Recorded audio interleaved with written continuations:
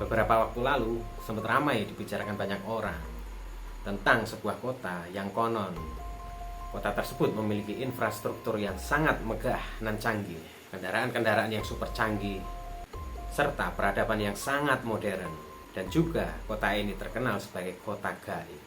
Dan kita akan membahas sebuah kota yang bernama Saranjana.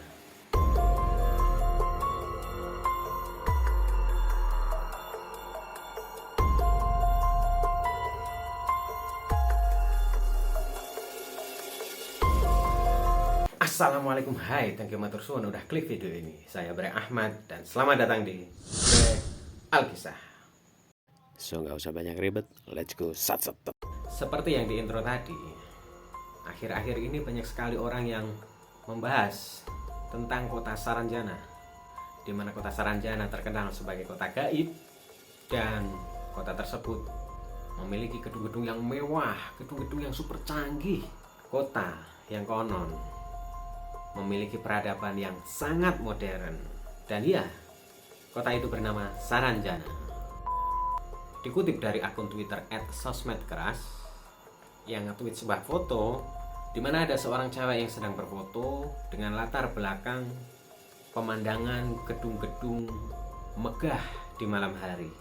Namun anehnya, tanpa sengaja, setelah cewek tersebut melihat hasilnya, dia ngeklaim bahwa di belakangnya nggak ada pemandangan apa-apa. Bahwa saat itu di belakangnya ia mengatakan bahwa hanya terdapat malam yang gelap, hanya terdapat hutan yang gelap. Tidak ada pemandangan yang terlihat seperti hasil yang difoto.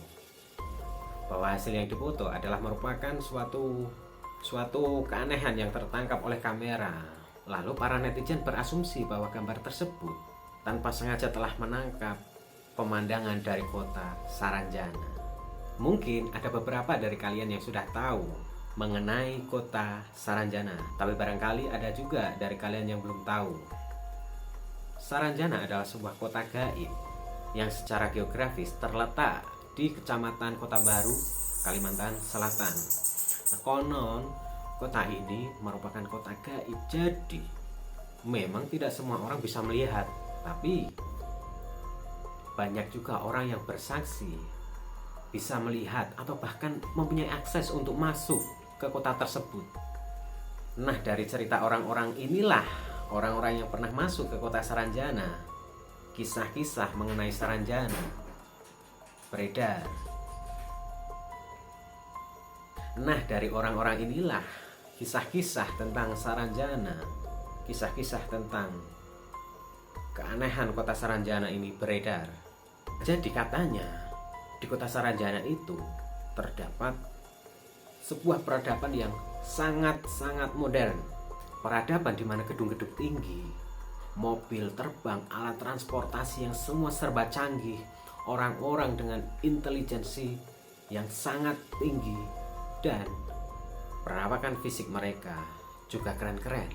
Konon cewek-cewek di kota Saranjana jauh lebih cantik, dan yang cowok-cowok juga nggak kalah ganteng. Tapi bedanya, mereka penduduk Saranjana tidak mempunyai filtrum. Ini garis di bawah hidung. Di sana juga mereka hidup seperti biasa, hidup seperti kita-kita. Bahwa mereka juga bekerja, mereka sekolah, mereka berumah tangga, dan mereka juga terdiri dari berbagai macam suku-suku, antaranya suku Batak, suku Jawa, dan banyak lagi yang lainnya.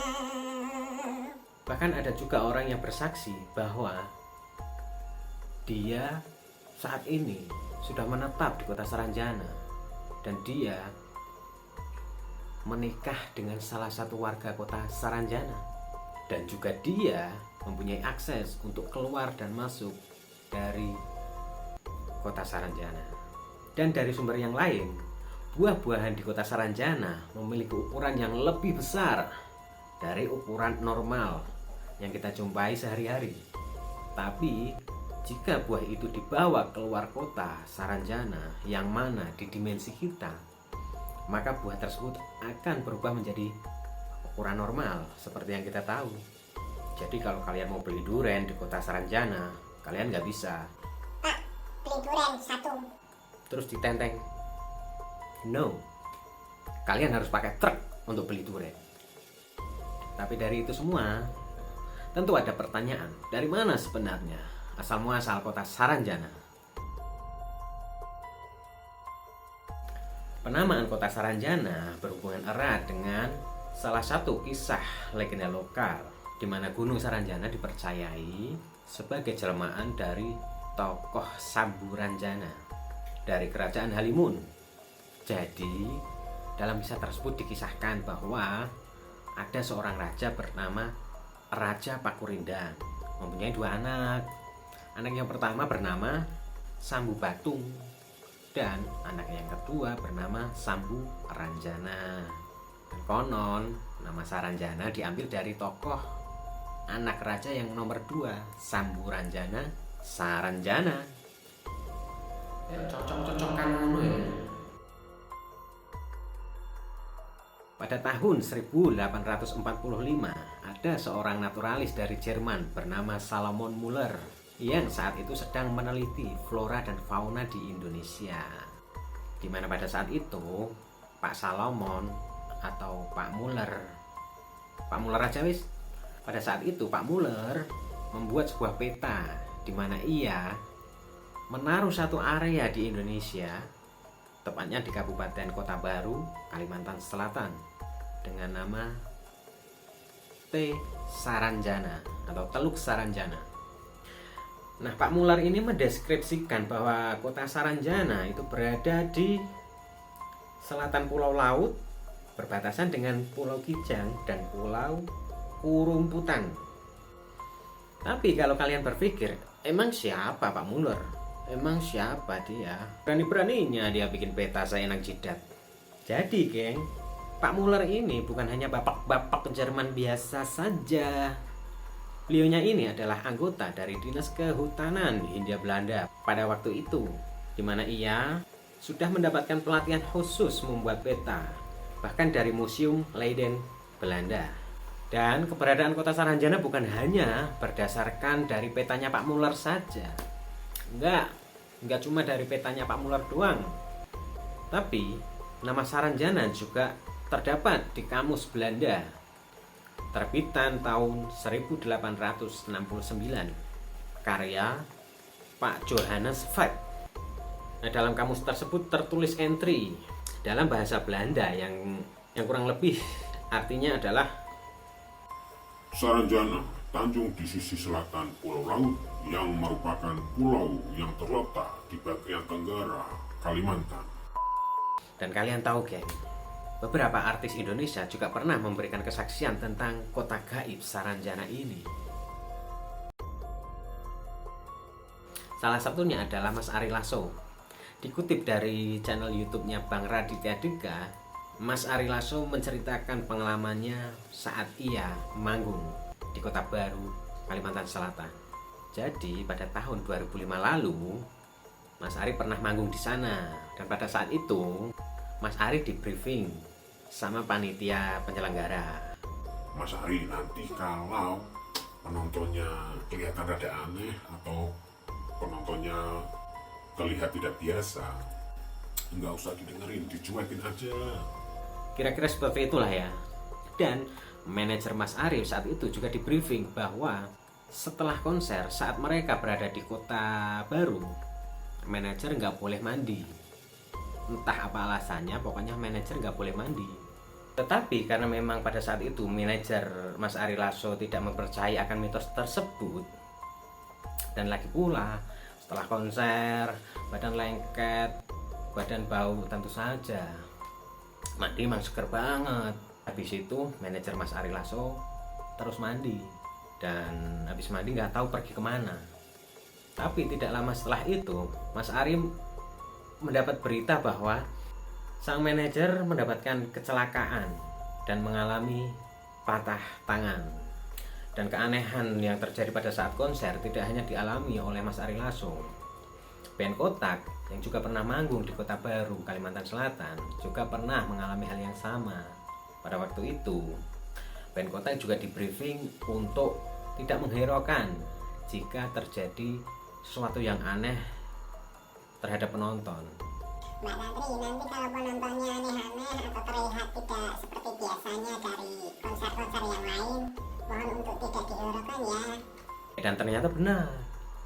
Pada saat kotak konser, hanya penonton yang berada di barisan depan saja yang terlihat semangat untuk nonton konser, yang terlihat lonjak-lonjak sambil mengikuti alunan lagu yang dibawakan oleh band. Sedang separuh yang di belakang terlihat lempeng-lempeng aja nonton konser, ya nggak ada ekspresi, nggak ada joget, nggak ada lonjak-lonjak, nggak ada teriak-teriak, lempeng aja. Dan hal-hal aneh juga dialami oleh masyarakat sekitar sana, bahwa suatu ketika juga terjadi sebuah pengiriman barang berupa alat berat loh ini, macam ekskavator, bulldozer dan lain-lain. Pengiriman alat berat ini dari Jakarta yang alamatnya dikirim ke kota Saranjana, sehingga pihak ekspedisi pengirim ini kebingungan untuk mencari alamat di mana kota Saranjana berada. Ditanya ke sana kemari di daerah Kota Baru, memang tidak ada secara geografis letak kota Saranjana. Padahal yang namanya alat berat itu mahal loh gengs. Kalian search aja bulldozer misalnya atau ekskavator, mahal.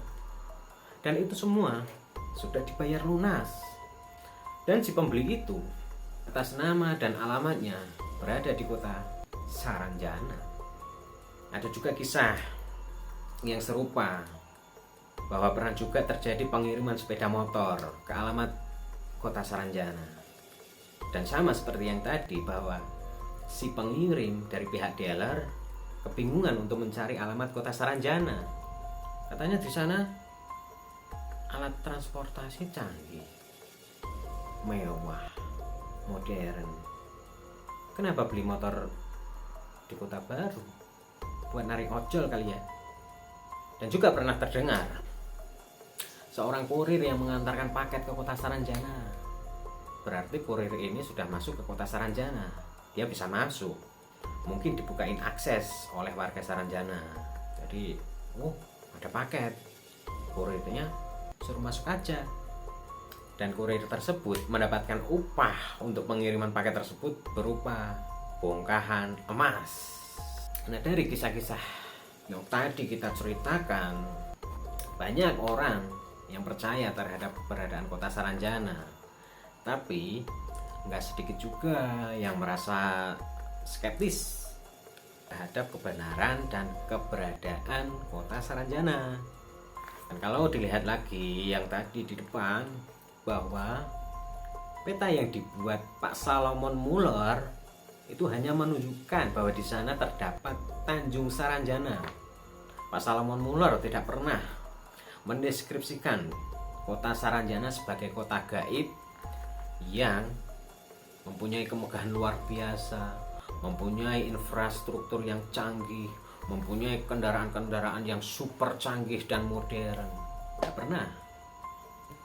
Bahkan para netizen juga menghubung-hubungkan keramaian mengenai kota Saranjana akhir-akhir ini adalah buzz, karena tak lama lagi di tahun 2023 ini akan rilis sebuah film berjudul Saranjana atau Kota Gaib Saranjana, atau nggak salah Kota Saranjana, kota yang hilang, kurang lebih seperti itulah. Jadi menurut kalian gimana gengs? Apakah kalian termasuk percaya bahwa kota gaib Saranjana benar adanya dan nyata adanya? Atau kalian juga termasuk tim skeptis bahwa kota Saranjana kan cuma mitos, kan cuma cerita legenda dari mulut ke mulut? Bagaimana pendapat kalian? Coba komen di bawah. So, itulah kisah kita hari ini. Semoga kalian terhibur, semoga kalian bisa mendengarkan ini sambil gelundang-gelundung, atau sambil nyapu, atau sambil dulang anak kalian. Saya Beri Ahmad mengucapkan banyak terima kasih. Dan like video ini kalau kalian suka, dislike aja kalau nggak suka. Jangan lupa subscribe bagi yang belum. Dan juga komen ya guys, komen kalau kalian mau, sekalian di share kepada teman-teman kalian. Akhir kata Bri Ahmad pamit. Wassalamualaikum. Bye.